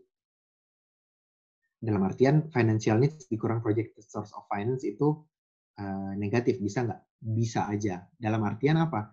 Kalau misalnya ternyata negatif nanti, berarti kita nggak butuh dana, tapi kita kelebihan dana. Jadi di sini, di saat DFN itu negatif, gitu kan? Di saat DFN negatif, maka kita tidak membutuhkan dana, namun kelebihan dana. Nah, di saat kelebihan dana, maka pilihan yang dapat kita lakukan adalah bagi dividen, investasi atau reinvestasi. Sekarang apa bedanya investasi dan reinvestasi? Investasi itu beli saham perusahaan lain, atau misalnya kita beli bonds payable, artinya kita invest in bonds payable di perusahaan lain gitu kan. Tapi kalau reinvestasi, duitnya ini dimasukin ke RE. Dalam artian, nanti asetnya yang bakal nambah. Nah, di saat aset nambah, sales-nya juga harusnya ikut nambah. Nah, tapi ini sih pilihannya kalau DFN negatif. Tapi kalau DFN-nya tetap segini, total financial needs dikurang projected source of finance tetap positif, yaitu aman-aman aja. Intinya, kita butuh duit segini. Nah, pertanyaannya sisa uangnya atau modalnya dari utang atau saham. Nah, ini menjadi pertanyaan. Nah, sampai di sini kurang lebih itu kalau ngomongin financial forecasting and planning. Jadi seperti yang aku bilang tadi, kita lebih menekankan di long term financial planning-nya, sementara cash budget-nya karena sudah di cost, jadi nggak terlalu ditekankan ya. Tapi nggak ada salahnya kita tahu, oh kayak gini loh kalau bikin cash budget.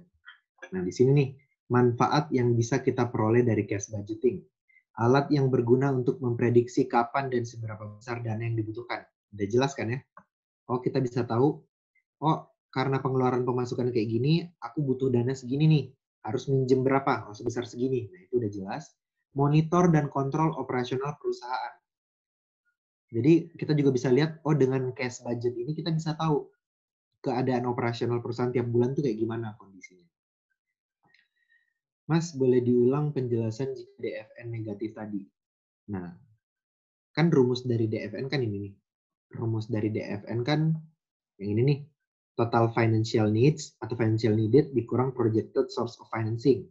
Artinya gini, kalau kebutuhan dana kita lebih besar daripada apa yang kita punya, ini kan apa yang kita punya nih, berarti kita harus nambah utang lagi dong, istilahnya nambah modal lagi kan ya, entah itu penerbitan saham, entah itu penerbitan utang gitu.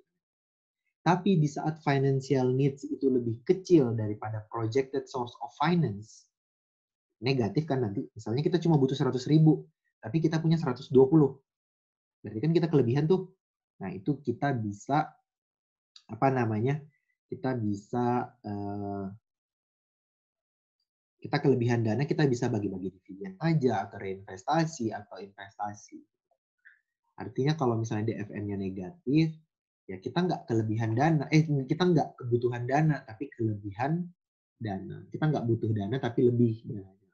Gitu. Itu kalau DFN negatif. Kurang lebihnya seperti itu. Oke. Ada lagi. Mas, growth sales seperti 20% yang karena corona tadi itu given apa harus dihitung lagi kalau di soal? Gimana ya nyebutnya?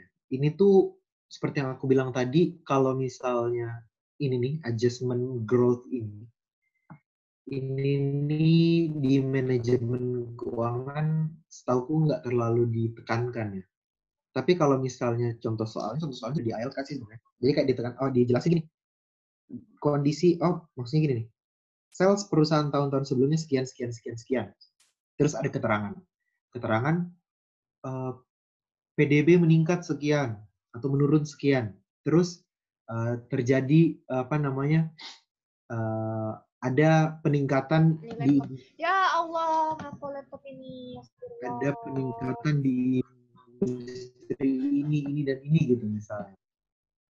Ada peningkatan di industri ini. Nah, kayak gitu. Jadi ada emang disebutin di soal ada plus minusnya. Nah, nanti kita sendiri yang nentuin plus minusnya ini pengaruhnya seberapa besar sih. Kalau misalnya ditanya, ada nggak rumus pastinya? Aku juga nggak tahu sih sebenarnya, karena kan itu menurut analisis masing-masing ya sebenarnya. Makanya seperti aku bilang tadi, ini yang bisa beda tiap orang. Kalau sama susah. Tapi di manajemen keuangan yang ini doang nih yang ditekenin. Yang trend in sales aja. Nanti di ini aja nih kalau misalnya dosennya ternyata ngajarinnya gimana, nanti kalau misalnya penjelasanku kurang, nanti di ini aja, ditanya aja, nanti pertemuan selanjutnya aku tambahin. Mas, untuk menghitung growth biasanya pakai aritmatik atau geometrik ya? Bias tergantung keperluan, Mas. Jadi tergantung keperluan, artinya gini. Kalau aritmatik, itu kita cuma pengen tahu tahun depan doang. Tapi kalau geometrik, beberapa tahun ke depan. Nah, itu makanya aku bilang tergantung kebutuhan. Kalau misalnya kita mau pro forma 1 tahun doang, aritmatik lebih cocok. Tapi kalau kita pro forma beberapa tahun ke depan, itu lebih cocok pakai geometri. Biar nggak capek. Lebih cocok aja sebenarnya. Tergantung. Kalau cuma 1 tahun pakai aritmatik, kalau beberapa tahun pakai geometri. Yang new financing needs tadi dari mana? New financing needs itu yang mana?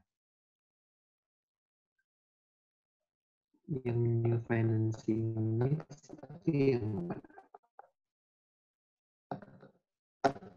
Yang 650 apa ya? Apa yang tadi di Excel? yang new financing needs tadi dari mana? Nah, itu didapat kalau new financial needs atau DFN juga sama aja, discretionary financial needs, itu didapat dari berapa yang kita butuhin dikurang berapa yang udah ada. Atau gampangnya gini, aset pro forma dikurang liability plus equity pro forma. Dalam hal ini di sini 15.400 dikurang 14.750. Kalau misalnya kita lihat Excel yang tadi, oh, new financing needs tadi dari mana Kak? Yang developing a short term financial plan. Oh, yang cash budget ya. Yang cash budget ini nih, new financial needs itu new financing needs dapat dari mana? Ini nih, seperti yang aku bilang tadi, kita tuh kasnya negatif 4.500. Nah, perusahaan tuh memaksakan pokoknya kita tiap akhir bulan harus ada 10.000. Nah, sekarang saldo kita minus 4.500. Kita butuh 10.000. Berarti total yang harus kita pinjam berapa? 14.500. 14.500 nutupin 4.500, nanti sisa saldonya sebesar 10.000. Oke? Begitupun bulan selanjutnya. Misalnya kita lihat di bulan selanjutnya. Kita punya kas positif nih 5.050. Tapi seperti yang biasa, perusahaan memaksakan kita butuh 10.000. Kan ya? Berarti 5.050, kita butuhnya 10.000, berarti kita kurang berapa? Kurang 4.950. Nah, nanti 4.950 nih bakal masuk ke akumulatif borrowing nah tadi. Nah, terus bulan selanjutnya, saldo kita sekarang negatif lagi nih, negatif 2.945. Nah, kita butuh 10.000. Berarti kita harus minjem 10.000 plus 2.945. Gitu aja seterusnya tiap bulan. Oke, ada lagi nggak terkait dengan ini? Kalau nggak ada, kita masuk ke International Business Finance. Nah, ini International Business Finance, ini aja, sedapatnya kita aja. Oke, masih ada sebelum kita masuk di sini? Juga nggak terlalu ini sih. Ini masih kurang ya, nanti belum aku tambahin. Nanti pertemuan selanjutnya mungkin. Ada lagi? Kalau misalnya belum ada, aku langsung masuk aja ya. Nah, kita masuk sekarang International Business Finance. Nah, International Business Finance ini ngomongin bisnis kita kalau misalnya kita go internasional. Nah, di saat kita go internasional, berarti kan transaksi kita tuh bukan hanya dalam mata uang lokal aja kan jadinya. Misalnya nih kita perusahaan Indonesia, mata uang kita selama ini cuma rupiah gitu kan.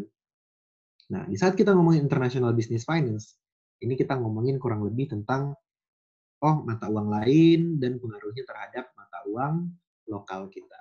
Mata uang asing dan pengaruhnya terhadap mata uang lokal. Nah, seperti yang kita tahu, ada tuh namanya foreign exchange. Foreign exchange ini istilah lain dari kurs ya. Kurs, di mana kurs ini sebenarnya apa sih? Kurs ini itu adalah nilai suatu mata uang jika dinilai atau disajikan dalam mata uang lain. Misalnya nih, aku punya rupiah 10.000. Nah, kalau rupiah 10.000 ini, itu kalau dalam dolar berapa sih gitu kan? Nah, itulah tadi yang dimaksud kurs. Bagaimana nilai suatu mata uang tuh kalau disajikan dengan mata uang yang lain. Nah, kalau kita ngomongin foreign exchange ini atau kurs itu dibagi menjadi dua kurang lebihnya. Ada yang namanya direct quote, ada yang namanya indirect quote. Direct quote, indirect quote. Nah, direct quote ini apa? Direct quote ini itu adalah berapa banyak mata uang lokal yang dibutuhkan untuk membeli satu unit mata uang asing. Nah, indirect quote sebaliknya. Berapa mata uang asing buat beli satu mata uang lokal. Jadi jangan sampai kebalik ya. Nah, kalau kita lihat, misalnya nih contohnya, lokal itu rupiah, asing itu US dollar. Berapa banyak mata uang lokal, direct quote ya, berapa banyak mata uang lokal yang dibutuhkan untuk membeli satu mata uang asing? Berarti berapa rupiah per US dollar? Indirect quote sebaliknya, berapa uang asing untuk beli satu uang lokal? Berarti berapa USD per rupiah? Nah, dalam contoh misalnya nih, 10.000 rupiah per US dollar. Berarti kan berarti kan 1 rupiah itu sama dengan 0,0001 US dolar. Nah, itu bedanya direct quote dan indirect quote. Sampai di sini. Sehingga kita bisa buat rumus aja nih, oh direct quote itu sama dengan 1 per indirect quote loh. Sebenarnya. Nah ini contohnya. Jadi direct quote itu lokal per asing, kalau indirect asing per lokal. Kayak gitu.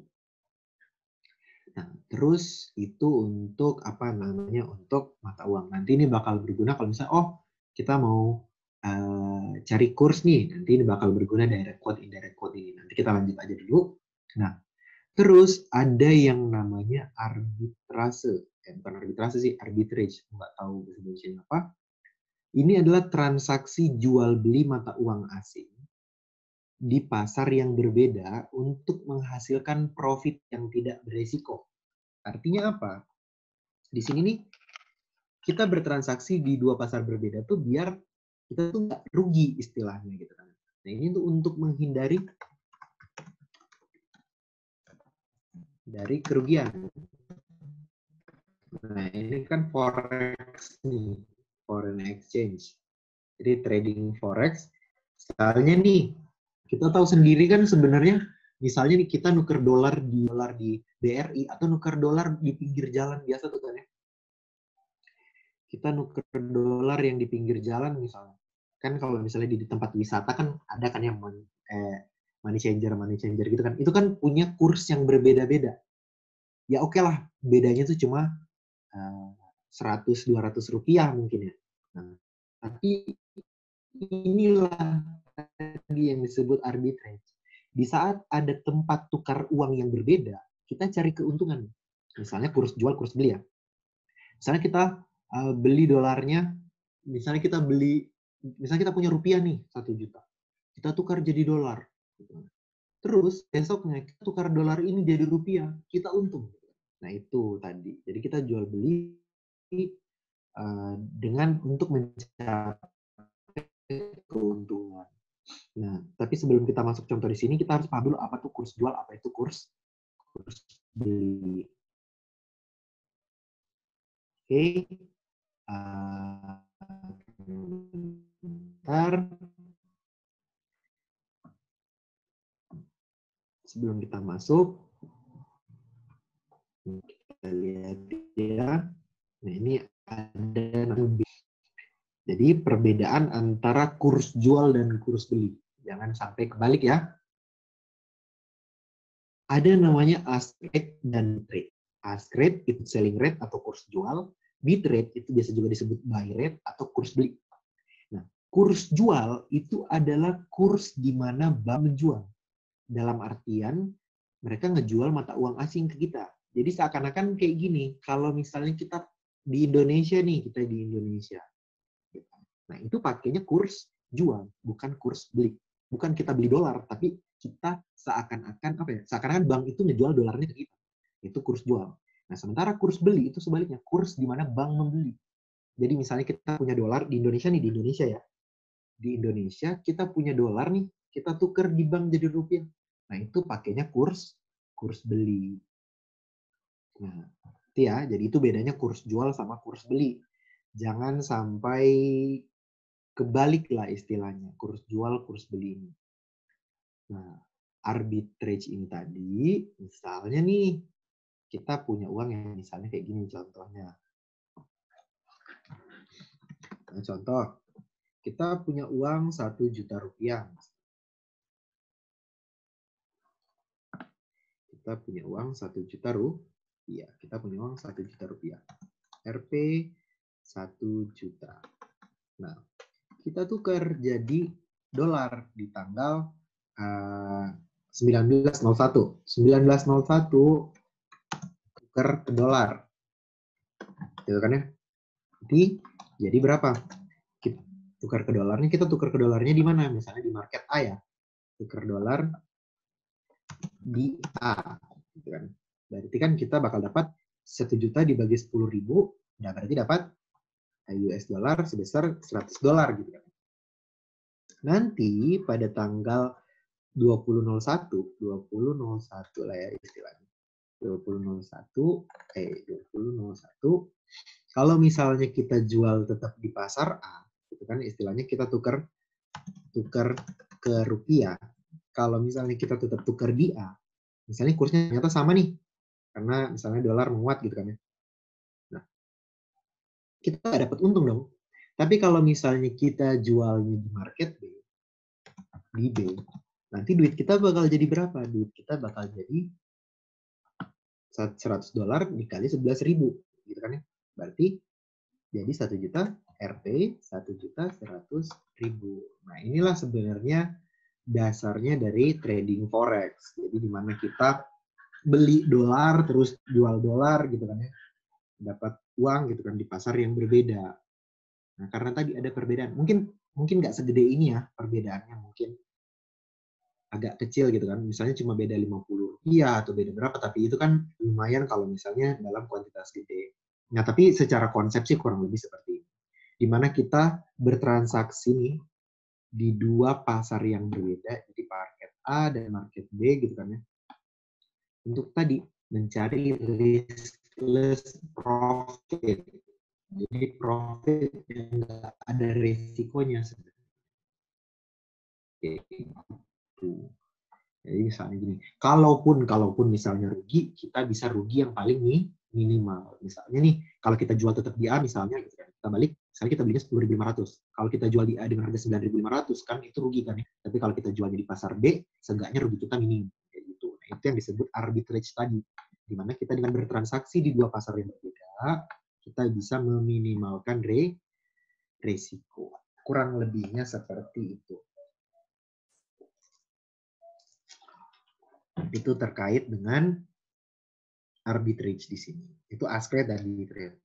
Nah, terus catatan aja, selisih antara kurs beli itu kadang disebut bid ask spread. Jadi selisih antara ini, misalnya nih, kurs jual kurs belinya 10.000 dan 9.500. Selisihnya kan 500 ya. 500 itulah tadi yang disebut bid ask spread. Jadi persebaran antara bid dan ask rate, kurs jual dan kurs beli. Nah, itu. Terus apa lagi? Kita lanjut. Nah, ada namanya cross rate nih. Nah, cross rate ini itu di mana kita mencari kurs baru, bukan kurs baru banget sih. Istilahnya kurs yang nggak ada dengan dua kurs lainnya. Nah, ini kan biasanya apa ya? Biasanya kurs itu, misalnya kalau kita ngelihat di bank nih, biasanya kurs yang dia itu hanya ke dalam mata uang yang sering diperdagangkan. Misalnya kayak dari rupiah ke dolar, dari rupiah ke yen, dari rupiah ke pounds misalnya, kan dari rupiah ke euro misalnya. Artinya kan itu aja kan ya. Istilahnya kan seperti itu. Nah, gimana kalau misalnya kita pengen nyari dari apa namanya? Dari rupiah ke rupiah misalnya, atau rupiah ke peso misalnya. Itu kan nyarinya kadang nggak ada ya gitu kan. Berarti kan kita harus nyari pakai yang namanya cross rates.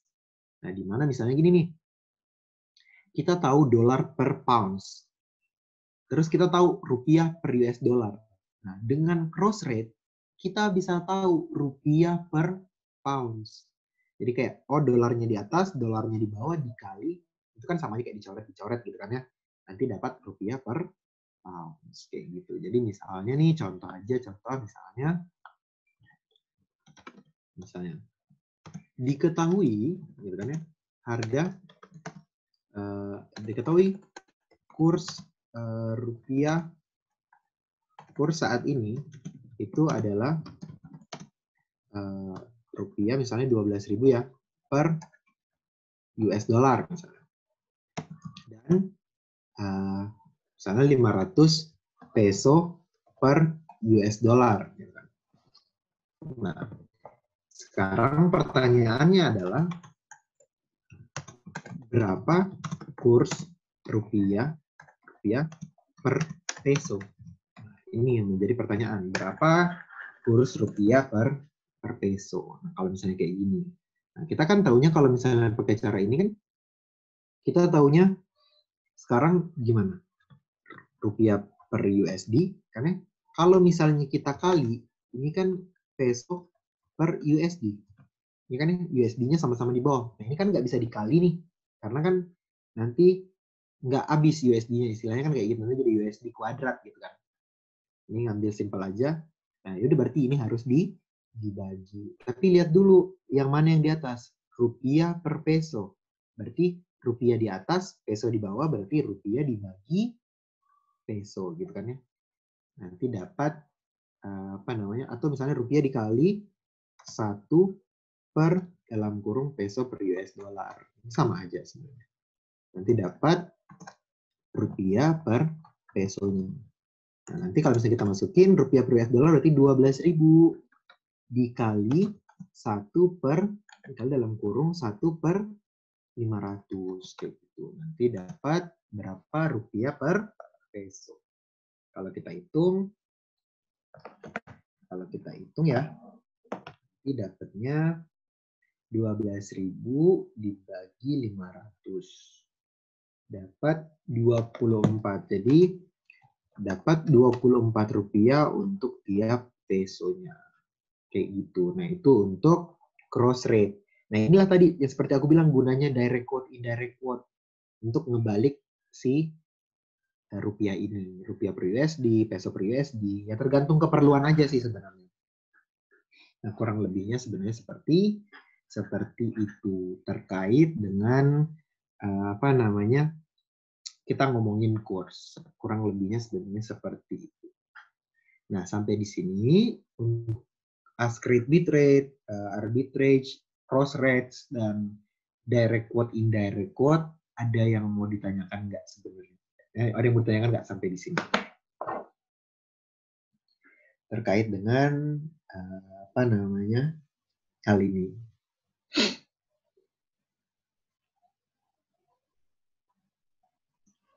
Oke, kalau maaf tadi bid ask spread tadi gimana ya? Oke. Jadi bid ask spread ini ask rate itu kurs jual, bid rate itu kurs beli. Jadi kita kan sering dengar kan istilah kurs jual, kurs beli. Nah, kurs jual itu bukan berarti kita kalau apa namanya, kalau misalnya punya dolar kita jual ke bank dapatnya segini, enggak. Kurs jual itu adalah kurs di mana bank menjual. Jadi ini nih seakan-akan barangnya itu adalah mata uang asing ini nih. Bank sebagai penjual. Jadi kalau bank menjual mata uang asing ini ke kita, itu namanya kurs jual gitu kan, pakainya kurs jual. Tapi kalau kita bawa dolar nih, misalnya kita di Indonesia nih, kita mau beli mata uang asing lah istilahnya gitu. Kita mau beli mata uang asing. Berarti kan kita punya rupiah, kita mau tukar ke dolar, itu pakai kurs jual. Tapi kalau kita di Indonesia, kita punya dolar, mau tukar ke rupiah, itu pakai kurs beli. Karena seakan-akan bank membeli mata uang asing kita. Nah, jangan sampai kebalik ya. Ask rate sama bid rate ini penting untuk diketahui lokasinya. Dalam artian misalnya nih, kurs dolar Singapura ke Indonesia misalnya. Kalau misalnya kita di Indonesia mau nuker rupiah ke dolar, itu pakai kurs jual kan ya. Tapi kalau kita di Singapura mau nuker rupiah ke dolar, itu pakai kurs apa? Pakai kurs beli. Nah, itu jangan sampai kebalik yang itu. Oke, itu bedanya kurs jual dan kurs beli. Ada lagi? Kalau misalnya nggak ada, aku lanjut ya. Ini aku lanjut. Nah, terus ada namanya nih, type of foreign exchange transaction. Jadi kalau misalnya kita ngomongin transaksi dengan menggunakan mata uang asing, kursnya itu dikelompokkan menjadi dua sebenarnya. Ada namanya spot rate dan ada yang namanya forward rate. Nah, spot rate itu apa? Spot rate itu adalah kurs yang akan kita gunakan untuk transaksi saat ini. Jadi misalnya nih, hari ini misalnya tanggal 26, aku beli istilahnya beli mesin lah di Singapura misalnya. Nah, aku kan belinya nanti pakai kurs hari ini kan, berarti misalnya nih harganya $100 Singapura, kurs hari ini 10.000, berarti kan aku ngeluarin 1 1 juta. Berarti spot rate-nya itu adalah kurs 10.000 per Singapura dolar. Nah, bedanya forward rate apa? Forward rate ini apa? Forward rate ini adalah kurs yang disepakati saat ini untuk transaksi di masa depan. Jadi kurs yang disepakati saat ini untuk transaksi di masa depan itu maksudnya apa? Misalnya nih, aku sama beli mesin juga. Misalnya aku beli mesin di Singapura sama kayak tadi ya. Misalnya nih, harganya 100 dolar Singapura gitu kan. 100 dolar Singapura, kurs saat ini 10.000 gitu kan. Tapi aku nggak bisa beli sekarang. Aku mau belinya nanti aja 3 bulan lagi misal. Aku mau belinya 3 bulan lagi. Nah, tapi aku pengen sepakat sama si penjual ini. Kita sepakat aja deh sekarang. Nanti nanti pada saat 3 bulan lagi kita belinya pakai kurs berapa transaksinya gitu. Nah, inilah yang disebut forward rate. Jadi kita nentuin sekarang kursnya berapa untuk transaksi yang masih terjadi di masa depan. Nah, itu. Jadi itu bedanya spot rate dan forward rate. Ini sebenarnya lebih buat tahu apa ya? Buat tahu kira-kira nanti di masa depan kalau aku transaksi kursnya berapa ya gitu. Jadi kayak apa ya? Forward rate ini kayak spot rate masa depan tapi kita nilai sekarang. Itu forward rate. Nah, nanti penggunaannya seperti apa? Nanti penggunaan spot rate dan forward rate ini bakal seperti apa? Itu nanti bakal kita bahas di sini nih, di International Capital Budgeting.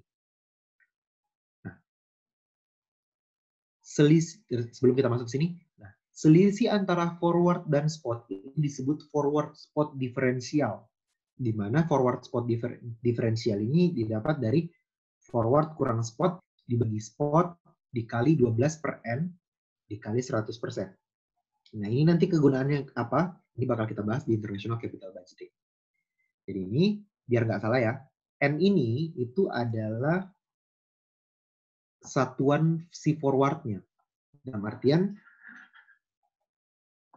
forward-nya itu berapa bulan? Forward itu berapa bulan lah istilahnya, berapa bulan. Misalnya nih, kita tahu spot 11.000, forward 3 bulan itu 12.000. Berarti kan N-nya di sini 3, karena kan forward 3 bulan. Kalau forward 1 tahun, berarti di sini N-nya 12. Kayak gitu aja. Nanti penerapannya gimana? Kita lihat di sini. Kita masuk ke International Capital Budgeting. Nah,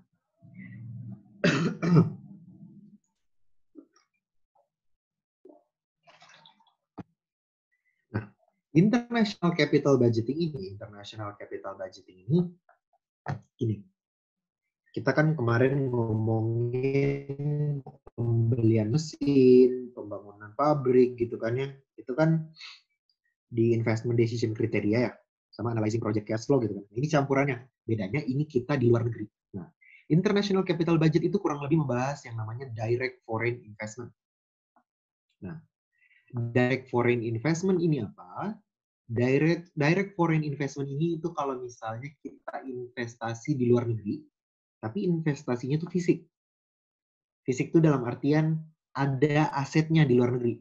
Contohnya kayak buka pabrik di luar negeri, buka cabang di luar negeri, dan seterusnya. Intinya apa? Intinya, apakah investasi ini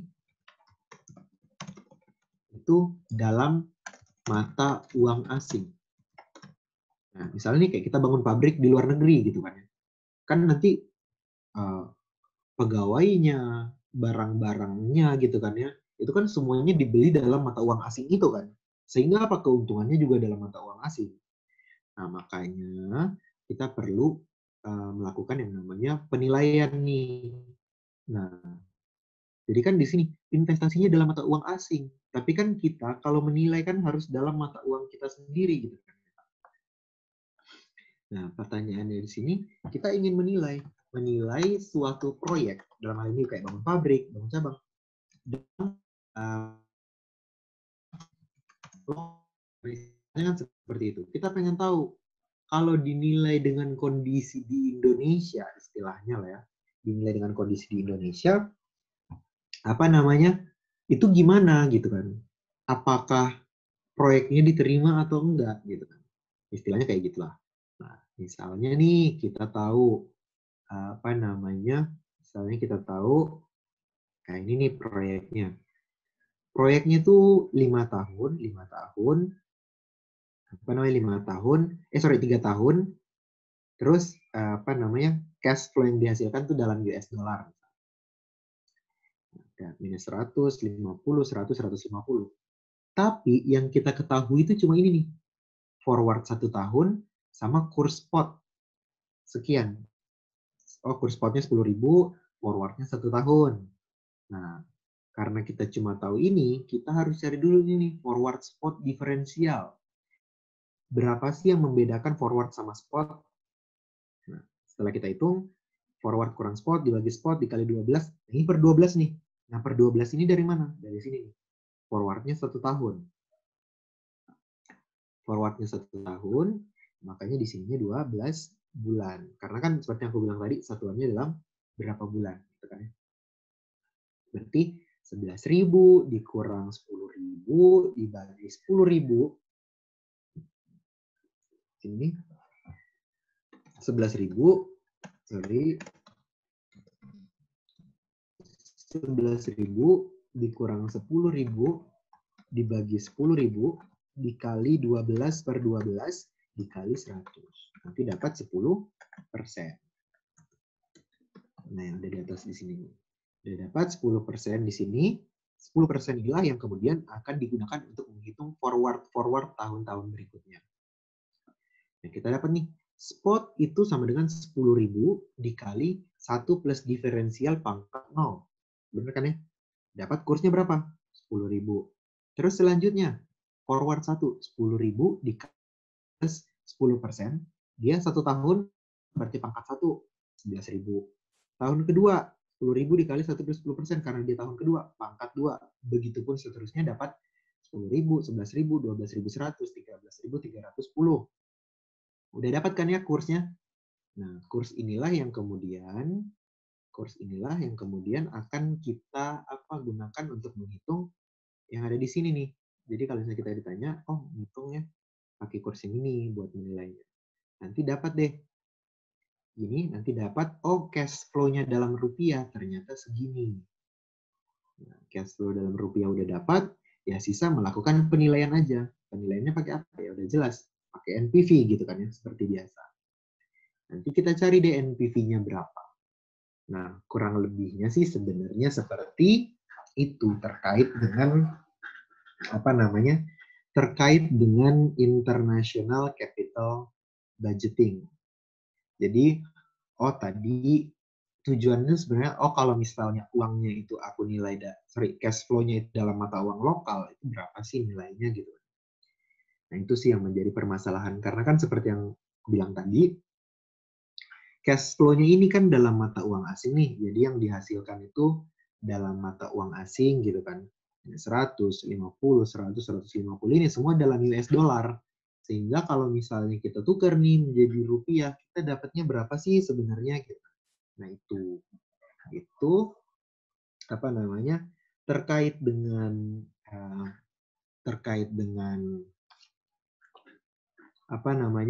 international capital budget seperti itu. Nah, inilah tadi juga gunanya forward spot diferensial yang ada di sini nih. Buat ngebantu ngehitung berapa sih forward beberapa tahun ke depan gitu kan. Yang bakal kita gunakan dalam international capital budgeting ini. Apa ya? Materi international capital budgeting ini sebenarnya nggak terlalu biasanya muncul di pilihan ganda aja sih sebenarnya.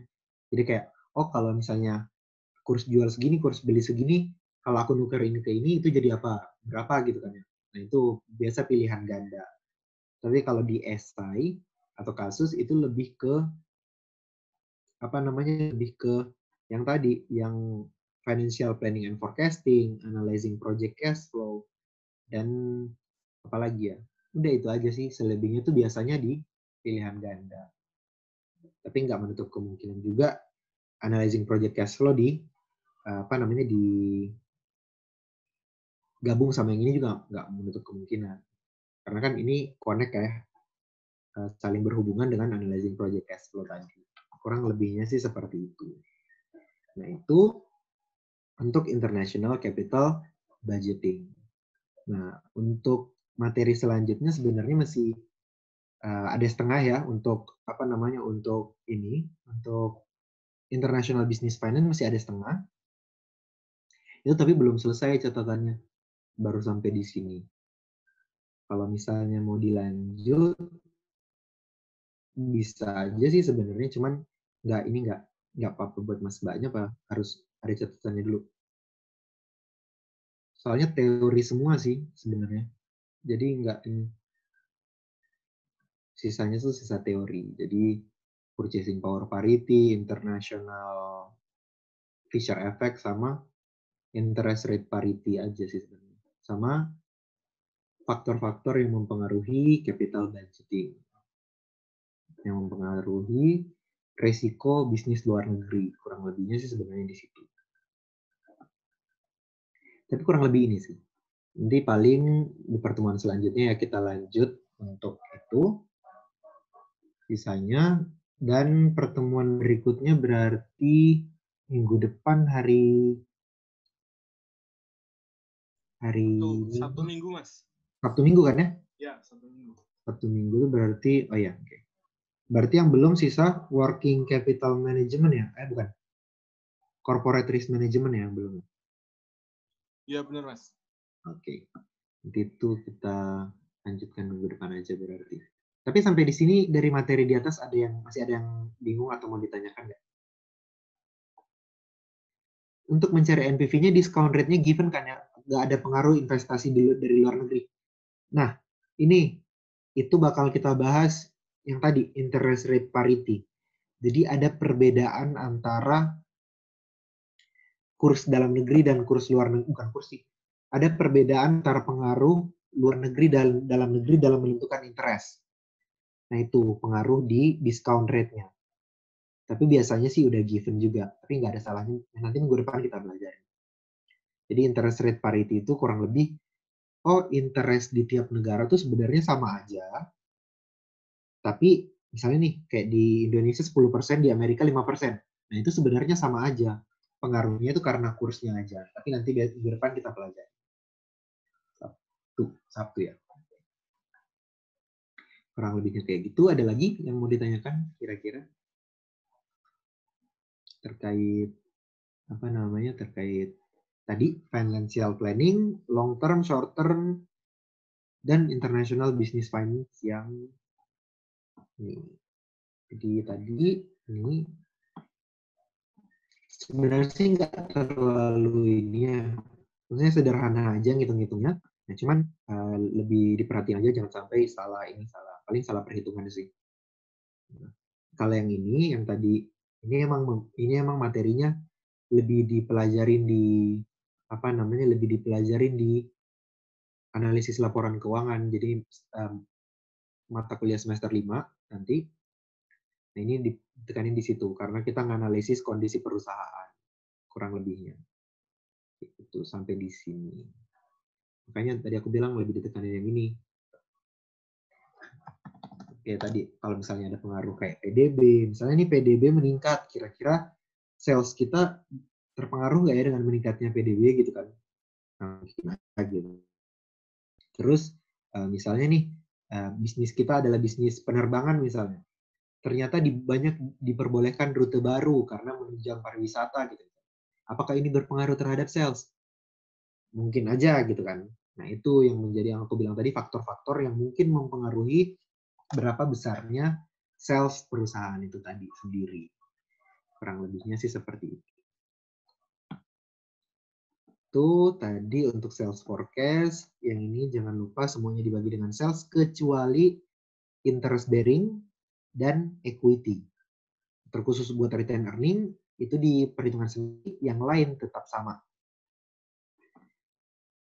Itu terus ini discretionary financing needs, financial need dikurang. Jadi kita butuh berapa dikurang kita punya berapa, itulah yang kita tambahan kebutuhan kita. Kayak gini. Kita butuh aset 15.400. Tapi liability plus equity kita cuma menunjang 14.750. Berarti kita harus minjem duit lagi dong sebesar 650 biar dapat 15.400. Dan kalau short term financial plan, cash budget itu penting di sini aja nih, jangan sampai salah di cash receipt sama cash disbursement. Jadi yang apa ya? Kadang penjelasan di soal kan soal cerita ya. Jadi yang ininya perlu diperhatikan maksudnya apa itu perlu diperhatikan karena ini tergantung soal. Cash receipt sama disbursement-nya itu tergantung soal. Misalnya nih kita dapat pendapatan lain dari usaha lain misalnya. Oh berarti di sini ada tambah satu lagi. Terus di sini ada expense, misalnya ada expense lain, itu perlu dimasukin. Nah ingat, ini ngomongin cash budget ya. Artinya segala sesuatu yang berhubungan dengan cash aja. Depreciation expense nggak usah dimasukin di sini. Karena ini ingat ngomongin cash. Ini sama aja sebenarnya kayak bentuk lain dari laporan arus kas sih sebenarnya. Nah itu cash budget. Per bulan biasa dibikinnya karena kan jangka pendek ya. Terus International Business Finance course, Ask Rate Beat Rate, International Business Finance. Kurang lebihnya itu. Oke, kalau misalnya belum ada yang mau ditanyakan lagi, mungkin sekian ya pertemuan kali ini. Sebelumnya terima kasih banyak atas perhatiannya. Mohon maaf kalau misalnya dalam penyampaiannya masih ada kekurangan atau masih ada yang kurang jelas, mohon maaf. Kalau misalnya masih ada yang mau ditanyakan, silahkan. Sekali lagi terima kasih. Aku akhirin. Wassalamualaikum warahmatullahi wabarakatuh dan selamat sore. Terima kasih ya Mas, Mbak semuanya. Aku akhirin. Sore.